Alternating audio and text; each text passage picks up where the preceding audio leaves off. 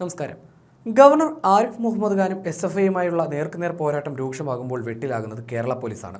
ഗവർണറുടെ വാക്കുകൾ കേൾക്കാതിരിക്കാൻ പോലീസിന് കഴിയുന്നില്ല. എന്നാൽ കേരളം ഭരിക്കുന്ന CPMന്റെ വിദ്യാർത്ഥി സംഘടനയെ പരിഗണിക്കുകയും വേണം. സംഘർഷം പരിധി വിടാതെ പ്രതിസന്ധികൾ പരിഹരിക്കുകയാണ് പോലീസ് ചെയ്യുന്നത്. അതുകൊണ്ടാണ് ലാത്തി വീശലും വെള്ളം ചീറ്റലും ടിയർ ഗ്യാസ് പ്രയോഗവും ഉണ്ടാകാത്തത്. സർവകലാശാലയിൽ കാലുകുത്താൻ അനുവദിക്കില്ല എന്നായിരുന്നു SFIയുടെ വെല്ലുവിളി. എന്നാൽ അത് ഗവർണർ പൊളിച്ചു. അതിനുശേഷമാണ് പുതിയ തലത്തിലേക്ക് കാര്യങ്ങൾ എത്തിയത്. കാലിക്കറ്റ് യൂണിവേഴ്സിറ്റിക്കുള്ളിൽ താമസിക്കുന്ന ഗവർണർ ബാനറുകൾ മാറ്റിച്ചാണ് ഇടപെടൽ പുതിയ തലത്തിലെത്തിച്ചത്. അത് മറ്റൊരു തലത്തിൽ SFIയെ വെല്ലുവിളിക്കലാണ്. ഇതിനോടെങ്ങനെ SFI പ്രതികരിക്കുമെന്നത് നിർണായകമാണ്. ഏതായാലും പോലീസിനാണ് തലവേദന. ക്രമസമാധാന നില തകരുന്നില്ലെന്ന് ഉറപ്പാക്കാൻ കരുതലോടെ പ്രവർത്തിക്കേണ്ട അവസ്ഥയിലാണ് പോലീസ്. കാലിക്കറ്റ് സർവകലാശാലയിൽ ബാനർ യുദ്ധം പുതിയ പ്രതിസന്ധിയാണ്. തനിക്കെതിരായ ബാനറുകൾ ഞായറാഴ്ച രാത്രി ക്യാമ്പസിലിറങ്ങി അഴിപ്പിച്ച ഗവർണർ പോലീസിനോടും സർവകലാശാല അധികൃതരോടും പൊട്ടിത്തെറിച്ചിരുന്നു. ബാനറുകൾ അഴിച്ചതിന് പിന്നാലെ സംഘടിച്ചെത്തിയ SFI പ്രവർത്തകർ കൂടുതൽ രൂക്ഷമായ ഭാഷയിൽ ബാനറുകൾ സ്ഥാപിച്ചു. ക്യാമ്പസിലുടനീളം മുദ്രാവാക്യങ്ങൾ എഴുതി. ഗവർണർക്ക് അനുകൂലമായി സ്ഥാപിച്ചിരുന്ന ബാനറുകളിൽ ഒന്ന് കത്തിക്കുകയും ചെയ്തു. പോലീസിനെയും വെല്ലുവിളിച്ച് ആക്രോശിച്ചുമായിരുന്നു SFIയുടെ പ്രതിഷേധം. എല്ലാ അർത്ഥത്തിലും പോലീസ് കരുതലെടുത്താണ് സ്ഥിതി സംഘർഷത്തിലേക്ക് കൊണ്ടുപോകാതെ നോക്കിയത്. SFI ഇനി എടുക്കുന്ന നിലപാടും പോലീസ് സസൂക്ഷ്മം പരിശോധിക്കുന്നുണ്ട്.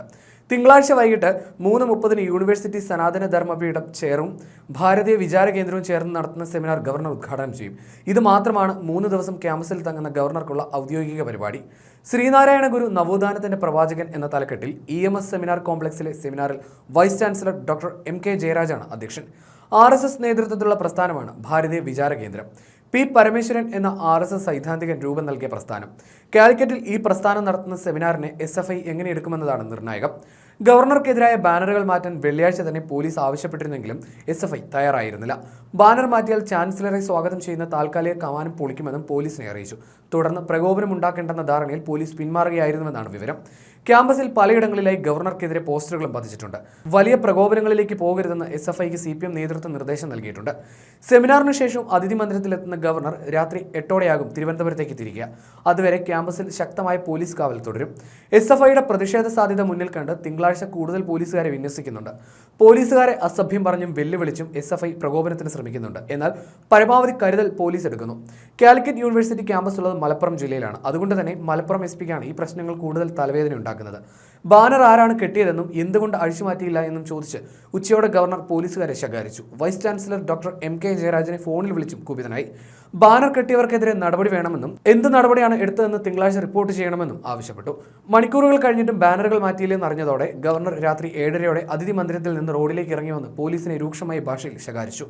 മലപ്പുറം ജില്ലാ പോലീസ് മേധാവി S. ശശിധരന്റെ നേതൃത്വത്തിൽ ബാനറുകൾ അഴിച്ചുമാറ്റി. അതോടെ SFI സംസ്ഥാന സെക്രട്ടറി PM ആർഷയുടെ നേതൃത്വത്തിൽ പ്രവർത്തകർ മാർച്ച് നടത്തി. മാർച്ച് ഗവർണർ താമസിക്കുന്ന അതിഥി മന്ദിരത്തിന് 150 മീറ്റർ അകലെ പോലീസ് തടഞ്ഞു. തുടർന്ന് ക്യാമ്പസിൽ കൂടുതൽ ബാനറുകൾ കെട്ടിയ പ്രവർത്തകർ ഗവർണറുടെ കോലവും അദ്ദേഹത്തിന്റെ ചിത്രമുള്ള ബോർഡും കത്തിച്ചു. Down town chancellor, mister chancellor, ഇത് കേരളമാണ്, ഇവിടെ പാൻ പരാഗ് തുപ്പരുത് എന്നിങ്ങനെ എഴുതിയ ബാനറുകളാണ് സ്ഥാപിച്ചത്. ക്യാമ്പസിലെ റോഡുകളിലും പ്രതിഷേധ മുദ്രാവാക്യങ്ങളും എഴുതി. കറുത്ത തുണിയിൽ SFIയുടെ പേരോടുകൂടിയാണ് 3 ബാനറുകളും കിട്ടിയത്. ഇതിനടുത്തായി ചാൻസലറെ സ്വാഗതം ചെയ്ത സനാതന ധർമ്മപീഠം ചെയർ സ്ഥാപിച്ച കമാന രൂപവും തിങ്കളാഴ്ച നടക്കുന്ന സെമിനാറിന്റെ പരസ്യ ബോർഡുമുണ്ട്.